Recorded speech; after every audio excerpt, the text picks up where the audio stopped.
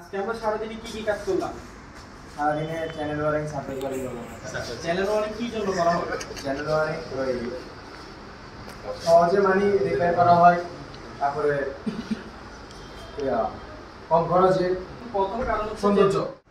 এখানে এটা কি সুইচ ব্যবহার করছি? সুইচ কোথায় কোথায় ব্যবহার করা হয়? একতলা থেকে দুতলা এরকম এটা সিঁড়ি করে ব্যবহার করা হয়। আর হচ্ছে একটা বাতিকে যদি আমি দুই জায়গা থেকে নিয়ে আসি তাহলে ব্যবহার করা হয়। ঠিক আছে, এটার নাম কি? এটার নাম এটার নাম এটা এটা এটা কি লাইটিং সার্কিট আওতায় পড়ছে না পাওয়ার সার্কিট আওতায় পড়ছে? সার্কিট আওতায় পড়ছে। লাইটিং সার্কিটের সর্বোচ্চ কত ওয়াট নির্ধারণ করা হয়? সর্বোচ্চ। সার্কিট কয় প্রকার? Circuit series circuit, parallel circuit, হচ্ছে যে মিশ্র। এই লাইটটার নাম কি? Incandescent light. এইগুলো কোন সাইজের বোর্ড? আমি ওর বন্ধু এটা হচ্ছে যে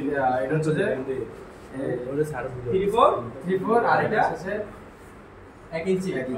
সুইচ বোর্ডটা খোলার পরে এখানে কতটুকু তার থাকতে হবে? এক মুষ্টি। ফিউজ কখন কাজ করে? ফিউজ কাজ করে যখন ওই বিদ্যুতের পরিমাণ যখন বেড়ে যায়। কত বেড়ে গেলে সে কাজ করবে? ইয়ার তুলনায় এটা কত অ্যাম্পিয়ার? 5 থেকে 6 অ্যাম্পিয়ার। 5 থেকে 6 অ্যাম্পিয়ারের কারেন্ট বেশি গেলে ফিউজ এলিমেন্ট গলে যাবে।